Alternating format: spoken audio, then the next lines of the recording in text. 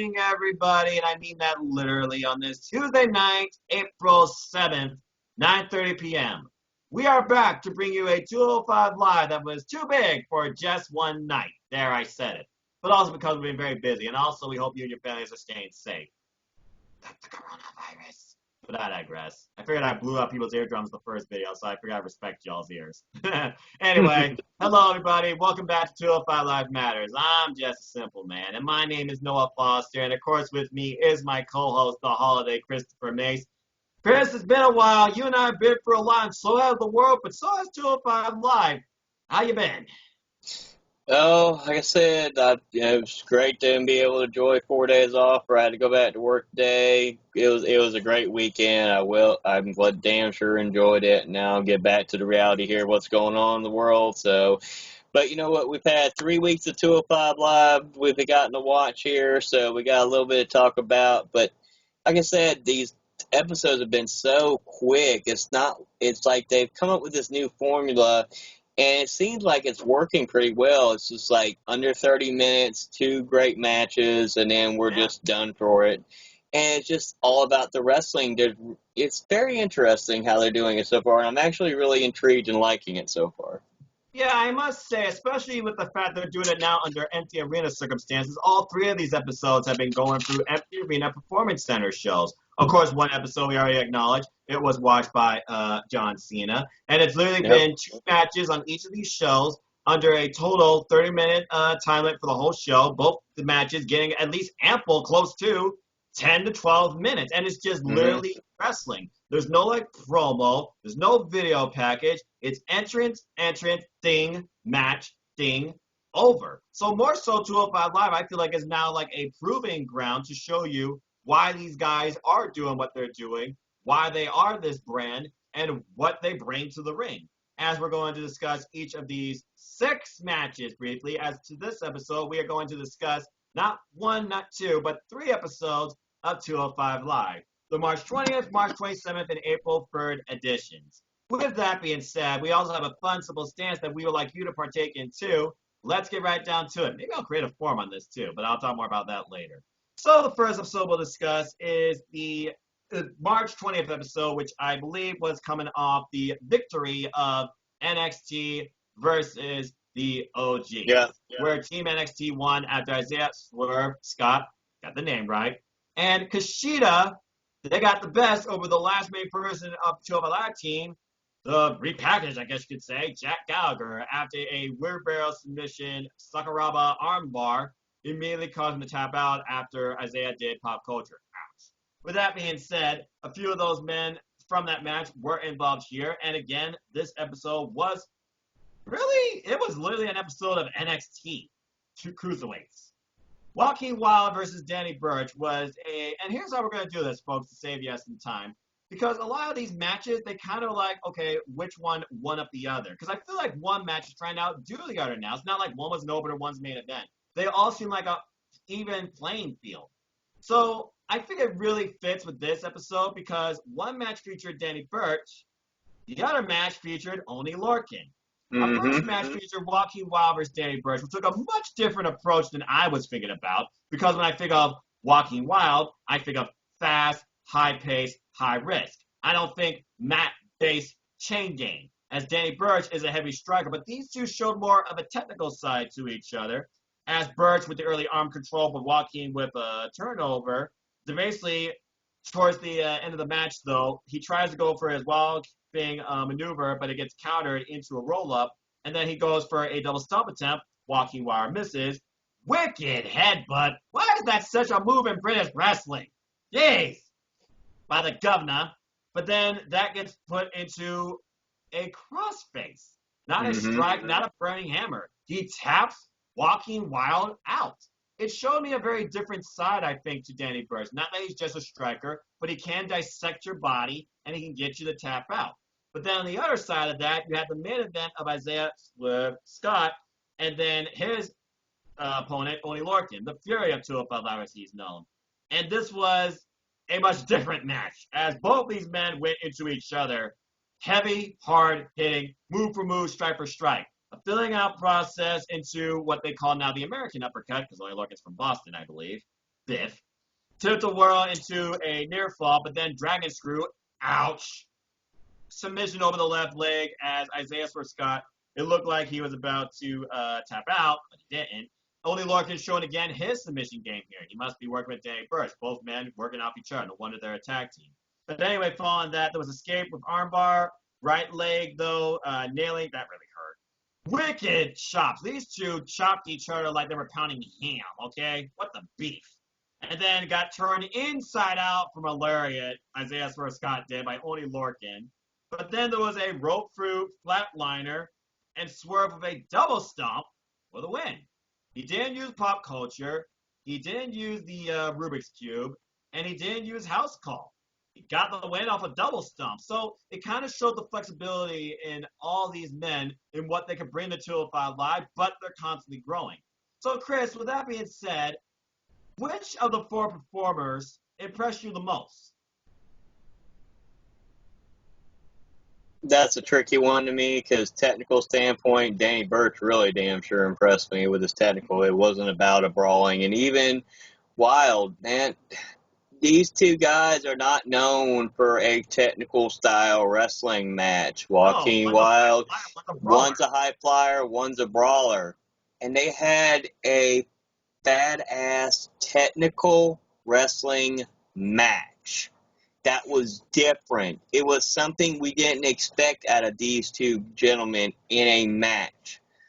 That was more impressive just because you're thinking, all right, it's going to be a brawl or it's going to be a high-flying game, and we got a badass technical match with the win. Oh, my Lord, hold on. But Danny getting the crossface submission on Joaquin Wild for the win and the tap out. Yeah, that was impressive. But then I say Isaiah Swerve Scott as well because he is also proving a different side of him too, which we'll get into on the next episode when we discuss. Yeah. But here's the thing with him. He doesn't always have to rely on the same story. You're not seeing the same things over and over again. We just said we didn't see the house call. We didn't see the pop up. We didn't see some of the stuff he has done. He changes his matches and changes his style. He doesn't always win with the same maneuver every time, which is making him more unique and different. It's not always the same, I'm going to hit you my finish and that's it. He's changing it. Now he's becoming more unpredictable. Is he going to win with a house call? Is he going to set up something with that pop-up? What is he going to do? Is he going to even set up for that double stomp? You don't know. It's predictable. It's not as easy as, okay, what move he could use, which makes it more interesting when he hits those moves, because in that moment he hits that house call, could be over. Damn. Maybe not. If he hits this move, is it over? Maybe, maybe not. It makes it more realistic. When you do something like that and establish two finishing moves like that, and not submissions. These are not submission moves we're talking about, just two different finishing moves that can be used in a match. Now it becomes a little more unpredictable which one he'll use, and that's what I liked about his creativity in the match. And I love Oni Lorcan death, but like I said, he was outmatched by Isaiah Swerve Scott. Isaiah Swerve Scott is clearly the better wrestler. Oni Lorcan, Danny Burch, I said, Danny Burch proved us something completely different with being that technical match. That was a badass match. Isaiah Swerve Scott showed that he can change up his game and tell you a different story. You're not going to see the same thing every single time. There you go. And also, as Ian English pointed out, this episode, and really I think the episodes that we're going to discuss going forward, I think they're all this. It's all about, at this point, individual achievement. Because we all know this brand, this division, has one goal for everybody, and that is the NXT Cruiserweight Championship, currently held by the Irish Ace, Jordan Devlin. And right now, for these men, they put in very good bids of why they should be considered as someone to look for in the title picture at some point. But you can't argue with the winners here, especially Isaiah Swerve Scott, who, might I add, again, was one of the two sole survivors of the winning team in the previous week 10 men's Captain Choice match, which I might add, by the way, was watched on by one person in the audience, John Cena. John Cena believes that 205 Live matters. Much respect to you. he cares about the future, as this was shown all the way back when he endorsed Alexander even. So there you go, folks. It matters. Respect it. Anyway, they also acknowledge the fact that I guess on NXT, because these are also NXT superstars, as this company calls them superstars, Raul Mendoza was kidnapped by two masked men. What? Why? Who? I'm trying to think of NXT signees that could be masked men that could work with Raul Mendoza or fit his style. And nothing's coming to mind because Lucha House Party is stuck on SmackDown to my knowledge. So I got nothing. It's the Dark Order, man. They kidnapped him and we're going to take him to AEW. What the hell? Damn, the Dark Order's everywhere. Freaking Dark Order. The hashtag screw the Dark Order. All right, that's all I got to say about that. Anyway, moving on to next week's episode, March 27th, another two-show showcase. And a lot of these matches, by the way, that have been going on, they're first times evers. But I think this was one of my top two first times evers of the last 3 weeks. As Isaiah Swerve Scott opened this week's show, March 27th. By the way, all these shows are from the Performance Center, empty audience, commentators by Anna English and Doug Watzel. He faced Joaquin Wilde. Damn, these two went to town on each other. Yes, they did. With that wicked kick, as he was caught in the apron, and that kick hit Joaquin so hard, he took the ring skirt off with him, because now all four sides are LED.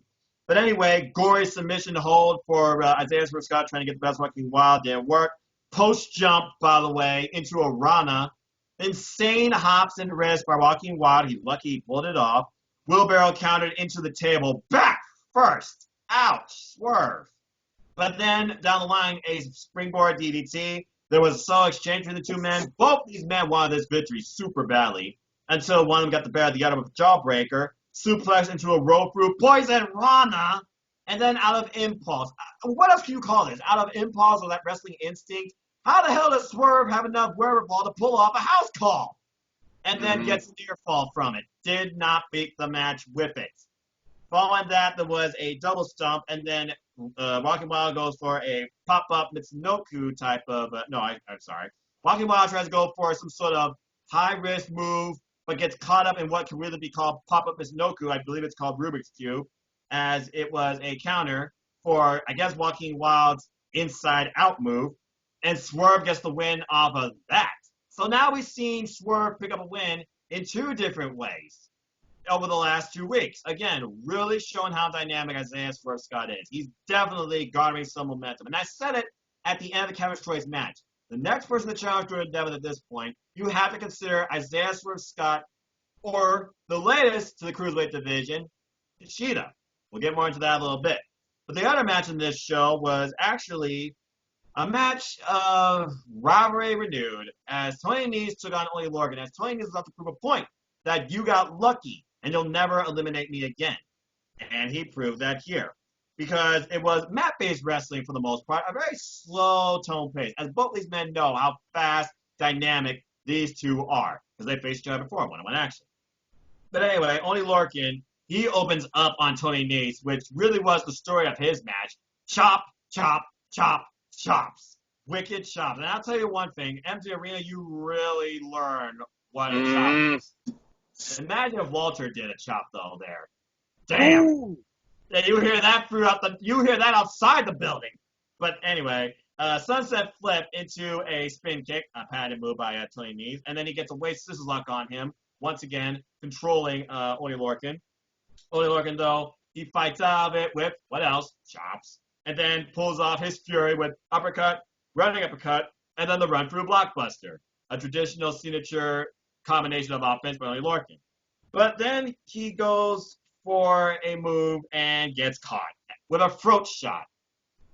Referee's discretion. You gotta watch that, folks, okay? You serious aggressive by, but that also could lead to a DQ. Tony Nese, I think, was very lucky the ref did not DQ him on that. Anyway, that did him the advantage as he hit his patented springboard moonsault, but it was not enough. He then goes for the running knees, but then Oney Lorcan gets enough wherewithal to try and pull up a half and half. But Tony Nese, not letting history repeat, he had enough wherewithal to land on his feet and then hit a double stomp, followed by suplex into the corner, bam, running knees, and Tony Nese gets the win, proves his point. You'll never eliminate me again. I'm the premier athlete. you got lucky. Is it over between these two? Did Tony Nese prove a point why he should be deserving of the Cruiserweight title again? And is 205 Live OGs still superior to NXT? That's the stories I got out of this match. But it's interesting how Danny Burch won the previous week, and Oney Lorcan, he's now lost, I believe, twice. So, Yep.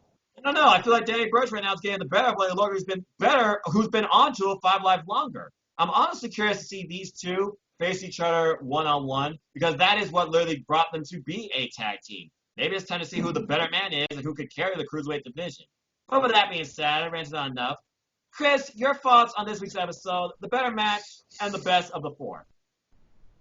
The better match this week was the opening match on this one because Isaiah Swerve Scott and Joaquin Wilde tore the house down. These two can put on a clinic and a match. But here's the thing, if you didn't pay attention, something you didn't reference, you didn't ever see really Isaiah Swerve Scott get frustrated. You saw in this match something different. He was getting frustrated. He was getting agitated. He can't put this man away. His character's always been about confidence, swagger, that confidence. And then he was drove a little crazy by Joaquin Wilde. You saw he was frustrated, hitting the mat. His facial expressions, I can't believe this. Yeah, he was just in shock.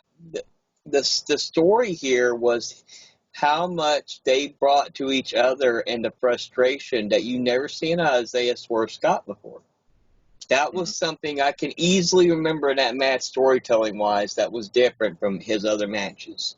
And he won a match with yet something different. That's what I'm saying. He is very creative, and that's why I will still say, and if he does win the world title in 5 years, I'm going to use you here first, I'm still saying he's a future world champion. Wow. He has got the tools. He's got that it factor. He keeps proving it every single week. He is proving it.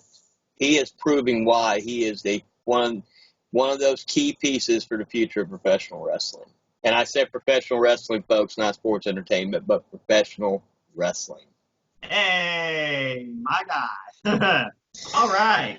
And then, but I'm going to reference something on the main event, though. I will say, I thought these two, that match, they did tell a great slow burn story from start to finish. I think the storytelling was great, how they did everything. I was actually glad to see Tony Nese win. It's nice to see him win. You forget how talented he is when he's losing all the time. You forget the talent he does have. He should be considered really the premier athlete because of his talent in the ring.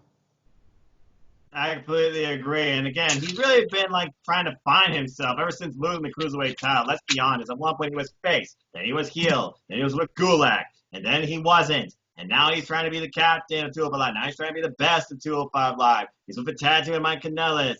He's trying to prove why he's premier. He's all over the place. He's trying to find himself, I think, in the division now because he doesn't have the title. Speaking of the title segue, there is one more thing I did forget to mention that did happen prior to this episode the same week. What cannot be said about the tenacity, the effort, the story, the match of the first ever on the NXT UK brand, the NXT Cruiserweight Championship? Chris, Your thoughts on Travis Banks versus Jordan Devlin? Okay, folks, everybody's heard my rant on the NXT party when the first experience I ever got with these two men in a match. And okay, these men in this match redeemed that for me. These two were incredible in this match. Jordan Devlin surely has proven why he is the Irish Ace, and you don't bet against the Ace. And Travis Banks has proven that these two redeemed that from episode 27 of NXT UK.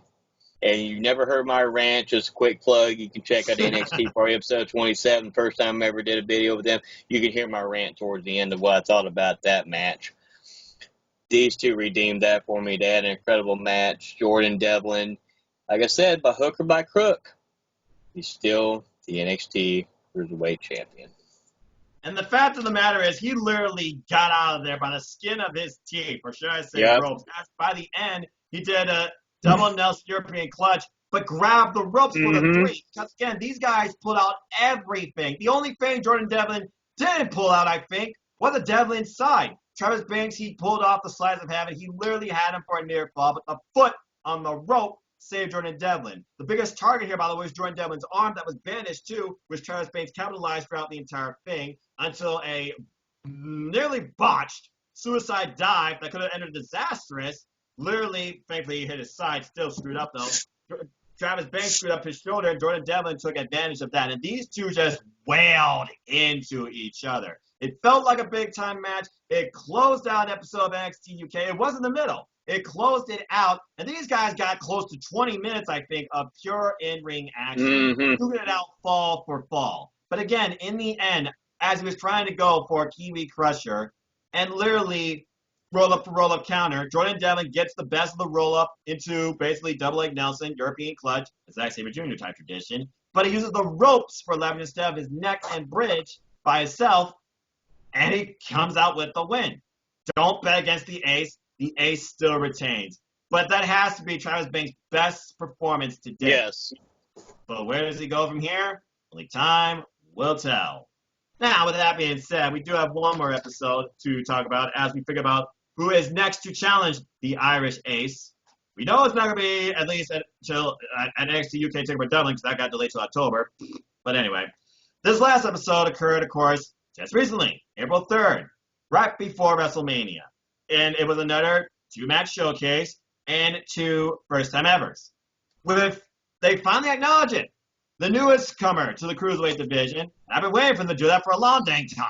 Kushida is finally part of the division. He took on Danny Burch. In what really was, I think, more of a counter-for-counter type match to see who could get the better of the other. Because it only took one mistake and one stiff strike from Kushida to get the best of Danny Burch. These two are trying to work each other's arm or leg, respectively. And then there was a few strikes as Kushida went for the wind-up pitch. Danny Burch, who is the governor, brawler, striker, he knocked his teeth out, I think. Burch with a right hand out of midair, by the way, off a top rope maneuver. I thought he had Kushida right there. Apparently not. Kushida, though, he gets the best of Danny Burch as he pulls up a handstand, springboard, back elbow strike, and then the right hand pinfall. Thought you had him here. No, not quite. Into a crossface. Very, very good follow-up by Danny Burch. But, of course, Kushida, he does make his way to the ropes. He gets out of that. Kushida finally pulls off that right, and then Burch with a wicked uppercut. But thanks to a, I guess you call it satellite move, he basically got him down finally into what they call the Sakuraba arm lock, which basically, you know, is hoverboard lock. And he gets the win. And then we go to our main event, which literally was, I like to think, Jack Gallagher just trying to find his place. Because this match was literally Jack Gallagher for 90% of it. Tyler Breeze controlled a little bit of the area going, but once Jack Gallagher got the advantage, he just beat the hell out of the guy. There was a side headlock takeover that was probably the most control that Tyler Breeze had over gentleman Jack Gallagher. Oh, excuse me, just Jack Gallagher. He's not really a gentleman anymore. Although, anyways, did point out his tattoo apparently is a British warship. So I guess that shows you what attitude that Gallagher is trying to bring now to himself and to the ring. But basically, Jack, he controls most of this match and gets the best of him with a submission hold, nearly makes him tap out. But of course, it was, I guess, his new finisher, not the gentleman's headbutt or gentleman's dropkick, but the wicked discus elbow strike gives gentleman Jack Gallagher the win. So I think it's a nice welcome back for gentleman Jack Gallagher, and I'm still waiting for him to go up against either Mike Kanellis or Tony Nese after the actions of that counter's choice match 3 weeks ago. And then you have Kushida, who, again, between him and Isaiah Swerve Scott, one of those two have got to be your next challengers for the NXT Cruiserweight Championship. Chris, your thoughts on these matches. Which one impressed you more? Which competitor impressed you the most? Danny Burch is still, like I said, he proved after what we talked about 2 weeks prior on his matchup that he can adjust his style. So I'm glad that means to me that he's learning how to be able to adjust his style to different wrestlers in the way he works, which he proved again here with Kushida. He changed his style up a little bit, which is good. That means that he's getting, I think, like using Mike Kanellis' example, it took time for Mike Kanellis to adjust to that brand and that style, everything like that. It's taking Burch time, but he is improving every single time he goes out there in a singles match. He proved it that 2 weeks prior on the first episode we talked about. He's proved it here on this episode, the newest episode. This was a pretty damn good match. I was impressed with this. Now we go into the main event, okay?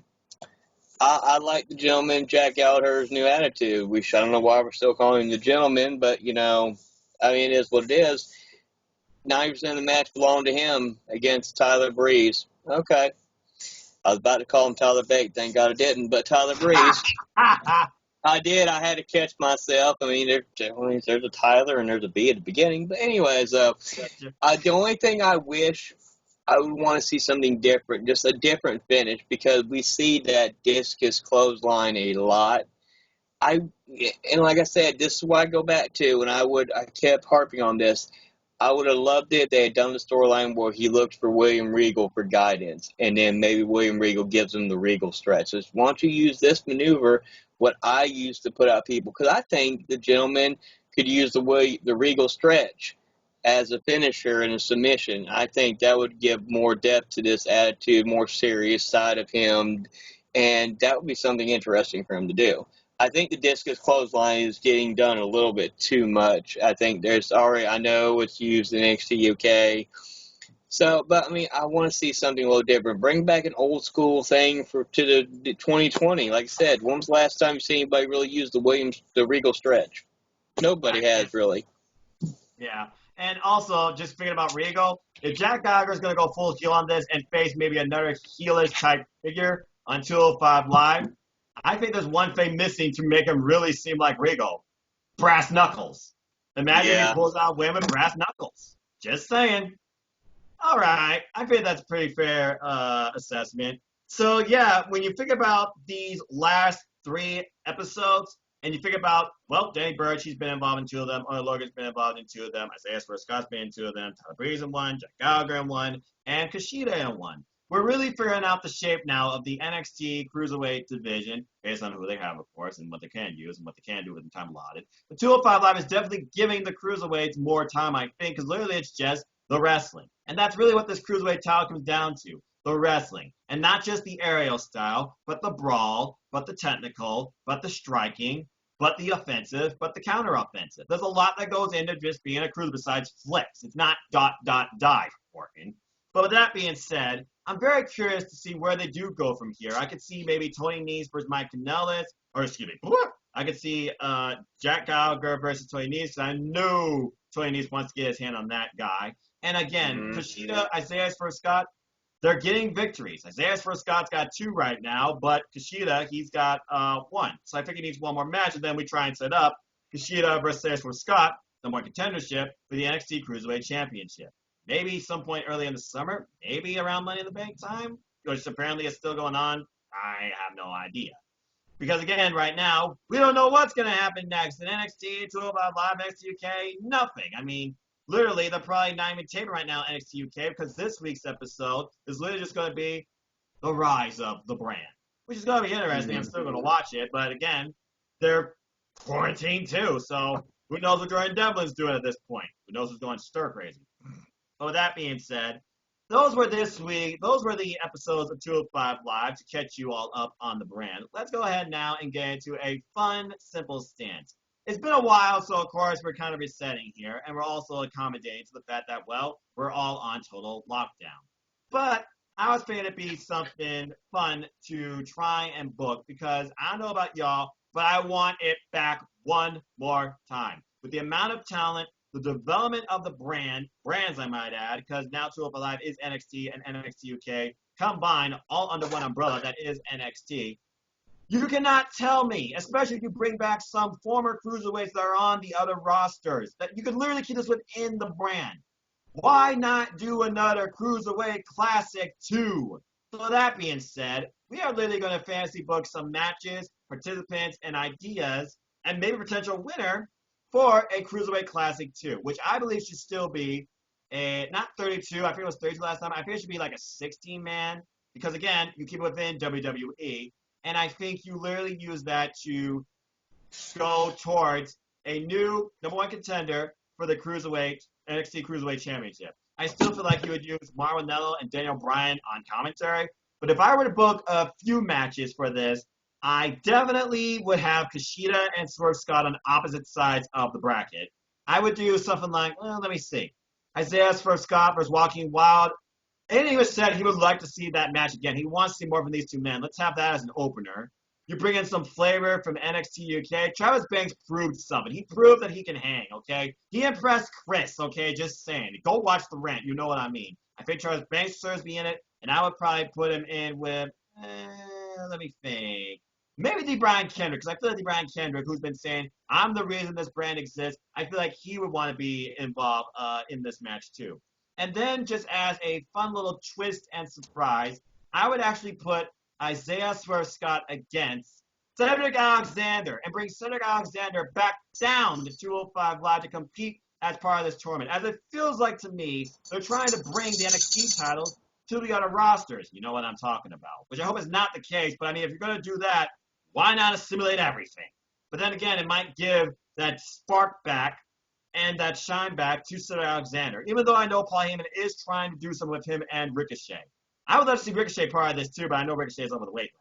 But with that being said, those are just 3 matches off the top of my head. And if I were to do just one more, just to round out a field of 8, I would probably do, because I don't have somebody going up against Kushida yet. And I honestly want to see this match, and I don't know where the hell he's at, what he's doing. Let's do Kushida versus and a returning person that never, I might add, had a true Cruiserweight Championship run. We all know what happened to his only one. I'd do Kushida versus Akira Tozawa. And I would see what you would go from there. So now you got a little bit of Raw coming back to 205 Live. You got a little bit of NXT, you got NXT UK, and you got the 205 Live roster within itself involved to a degree. So those are just 8 men I would put into this and 4 matches that I would set up. And as far as an ultimate winner, would I say one of these 8's a winner? Not yet, because I want to see what's on this man's mind. So Chris, you and I, we've been talking about, we've been following it. Heck, one time maybe we should literally just do a watch along and review the first Cruiserweight Classic altogether, but that would be like another thing. What are your thoughts on doing another Cruiserweight Classic 2? And if you could set up 4 matches for it, that's 8 men, what would they be? Shit, I can give you 16 matches you want me to. I can do this easy. What I do is I do something a little bit different. You take 4 of your best 205 Live. You take 4 original 205 Live members. You throw them in there. So you could do a matchup. You could do a matchup simply as Tony Nese versus the gentleman Jack Gallagher. There's one storyline there. Then you could do a matchup with Isaiah Swerve Scott versus maybe Danny Burch. That's something you want to go old school. Let me save that for a minute. Whoop, rewind that. I'll say. You want to stick it with old school guys, the original. So then I would put one of the best heels in 205 Live. You put Ario Daivari, and then you would bring back from one of the main rosters. So I'm going to do this because you would bring back one original member. I would bring Drew Gulak and put him in a match with Ari Daivari. So I'm making something a little bit different here because I'm doing this a little bit differently. You want to have something different. Drew Gulak currently is in the babyface role right now, so it makes sense. You got Daivari as the heel, and you have Gulak as a babyface role. So that works in that logic. Okay. So then there you go. You bring 4 people from the originals. That's how you do it. Now you go to the NXT side. Okay, then we could do something different. Let's go with something creative here. Use Isaiah Swerve Scott, but you don't want to put him against Kushida right away. You don't want to have that as a first-round matchup. So what you do, you go ahead and let's reset up a matchup that had an awesome match. I would do Isaiah Swerve Scott versus Joaquin Wilde in the first round. That would be something that gets people excited about. I would do Kushida, and then I would put Kushida. Let's see here. Who could we do? Let's do something fun. Let's just do Tyler Breeze in there. I think those two could have a good match. Tyler Breeze, like I said, a veteran. Like I said, those two could tear the house down if given a lot of amount of time. So let's just do something creative there. Okay. Then you go to an NXT UK side. Okay. Let's see here. I'm going to go with Joseph Connors because I think he would meet the qualifications to be in this tournament. So I'm going to go set up a Joseph Connors versus Ligero match just because it's something new, but I think for a newer audience to see in the U.S., if we're doing this in the U.S., I think you would have those two tear the house down well. They'd have a competitive match. and then you could do Travis Banks, and you could put him against Tyler Bate. There you go. A different Oh, matchup. wow. Do a different matchup. Okay, so there you go. That's it. But now we're going to do something different here. So now we have this one where we invite just 4 random people from either any promotions or on the current promotions. And then this is what I would do with this. On this side of the bracket, you're going to get, in the first round match, the return of Jushin Thunder Liger, who is officially still going to the Hall of Fame. This would be an opportunity to have an interesting match in a WWE show on the main, consider it be something on the main roster, because you would want to highlight this show. This is an extraordinary event. So you want to have Jushin Thunder Liger against who, you might say? Rey Mysterio. You put them in there, but then we're going to expect her. We're going to pretend if I do it the way I want to, we're going to treat this like the original one where we're crowning a champion. So we're just for highlights, just for suspend or disbeliefs. I would put Jordan Devlin in a spot, but I'm going to put him in a spot against one person that's never truly had an opportunity in the independent wrestling scene over there in Ireland that I've learned a lot about, and I would love to see one more match against them. This would be the only opportunity you could do it. You put Jordan Devlin versus David Starr in the first round match and let them tear the house down. Yes. Oh my God! And that's just off the top of my head of just an idea. But you would have to do something different. You could do originals, NXT, NXT UK, and then just 4 guys from either currently on the promotion that you could use as a slot, or you can go out there because they brought people in from different organizations. We saw that in the first one. They can do it again, but that's only if you do 16. I think it works out that way. You have 4 from the original, 4 for the NXT, 4 guys for NXT UK, and just 4 of how you want to do it. Who do you want? What kind of matchup you see? Because Jushin Thunder Liger and Rey Mysterio, something everybody's been wanting. You could have, that's your 2 veterans. That's your 2 veteran old school, the 2 guys that helped create the Cruiserweight, light heavyweight division in this time in the history. Those 2 guys helped build that Cruiserweight division for what it is today. Those are 2 of the pioneers of that division. And then, like I said, Jordan Devlin, you wouldn't want to be a Cruiserweight champion. You want this for, like the first one, for the Cruiserweight championship.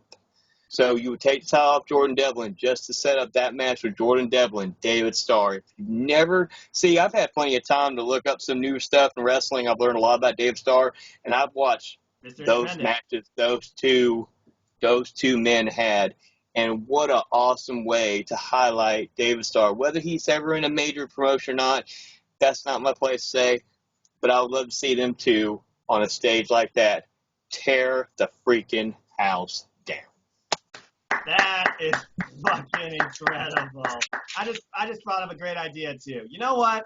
Let's just have some fun with this. I see it all the time on Twitter. What ifs? Let's just say this is an actual tournament and you just literally broke it down. You just literally set it up, the bracket. Let's do a fun, simple bracketology starting next week. Who we think is going to win each of those matches. I'm going to go back through this video, create this bracket, and put it out on Twitter and the 205LIVEMATTERS Facebook group. And let's do 2 matches each week, at least out of the openers, to see who you all think will win. In fact, as soon as I'm done, and we're almost done here, as soon as I'm done with this, I'm going to upload this, create the bracket, and we're going to vote on these 2 because I feel like it's fitting. Chris, you literally gave probably the biggest match possible right now out of the opening bracket. I'm going to try and save that personally. But then again, I don't want to. So I'm going to let you pick from your NXT wing one of those 2 matches.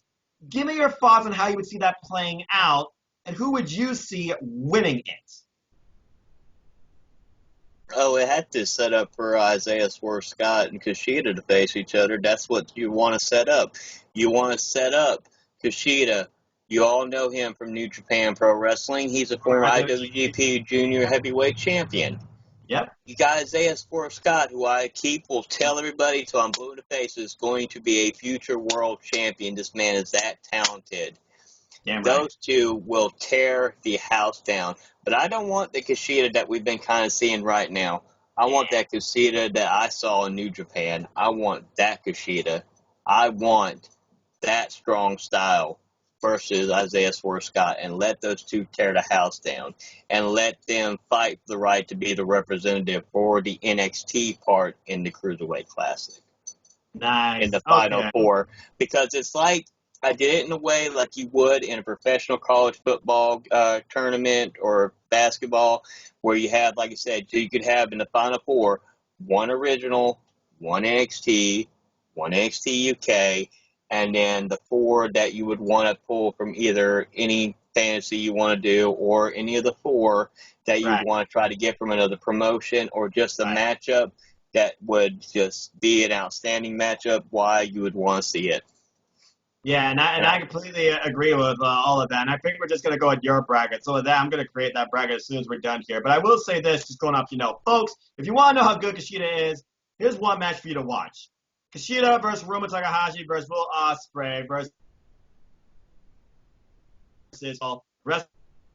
go watch that freaking match for that title. Those four, they tore the house down and proved why junior heavyweights are main eventers. Simple as that. With that being said, stay tuned to this fun Cruiserweight Classic 2 predictions fantasy games. As we are done here for now with this fun little edition of 205LIVEMATTERS sparking a brand new event for the forthcoming weeks. With that being said, I hope you all enjoy this. I hope you all still continue with me and my friend here on this journey. We are the Simple Holiday, and we'll always believe in this brand, in this division, and in the capabilities of these athletes. Beyond some freaking virtual ceiling that in the past, WWE truly had a low bar, but thanks to Triple H and NXT, it has been set much higher with the conclusion of NXT and NXTUK, thus widening the division.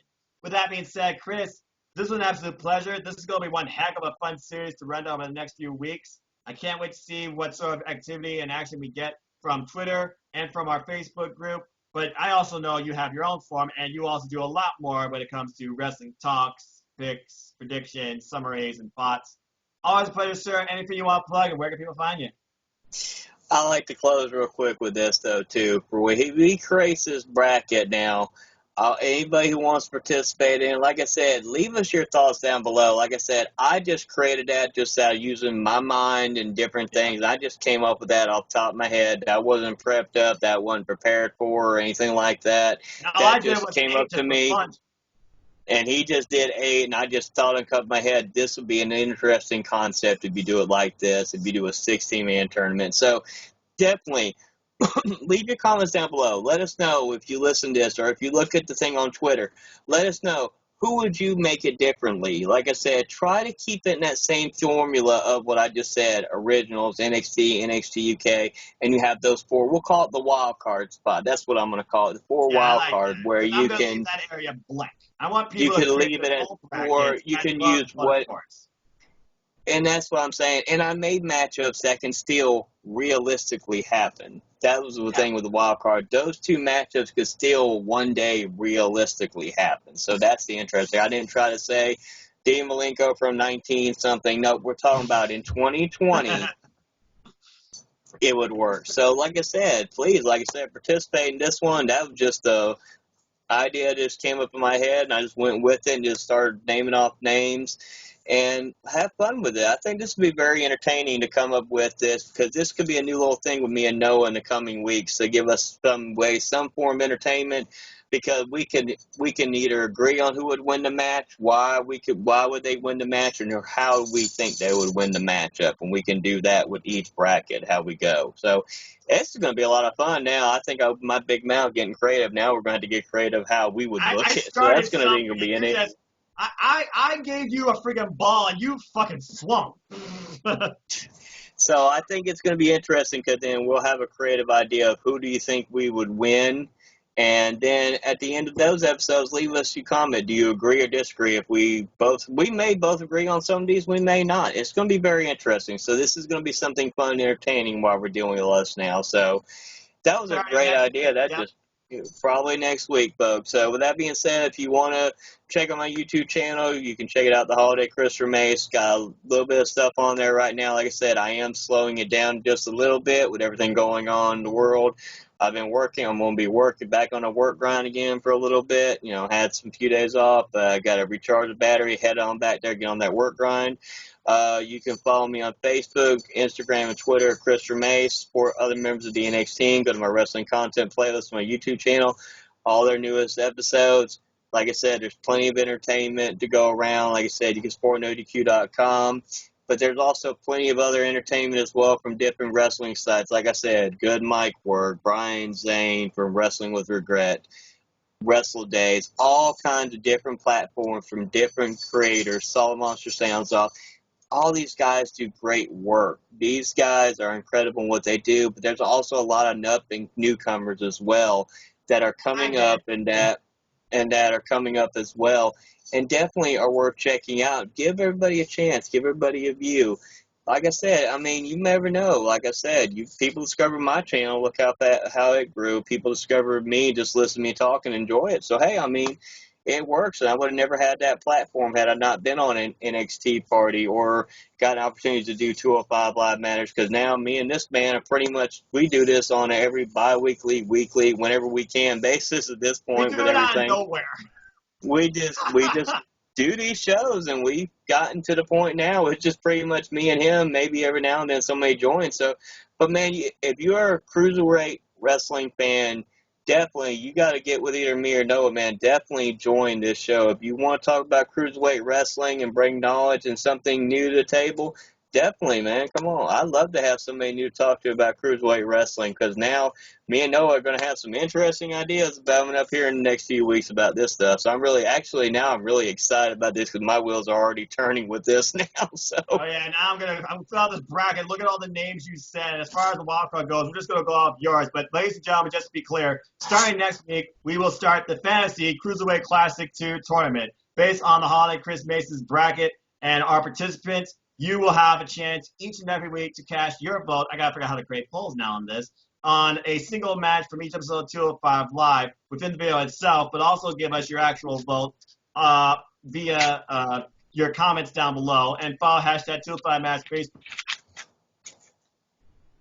Facebook group about the link bracket. Share with us your creativity, your thoughts. Do you agree with his bracket? How would you reshape the bracket with NXT, NXTUK, 205 Live, the WWE, or people beyond? What would be your fantasy 16 field Cruiserweight Classic tournament? We have our own official one, but we encourage you to join us, but also create one of yours too, because we love to compare and contrast and see, okay, which one seems more dynamic? Will there be a different result with this one? But either way, this is going to be a lot of fun fantasy booking and fantasy playout. So I hope you all will join us in the coming weeks on 205 Live Matters. If you want to know more about me and the Holiday here, as he put, you already know him. I'm just this. I'm just a simple man and a lifelong fan of wrestling. Because wrestling will always matter, and wrestling's for everyone. There's someone or something out there for everybody. Promotion, wrestler, YouTube personality. I'm sure you can find something.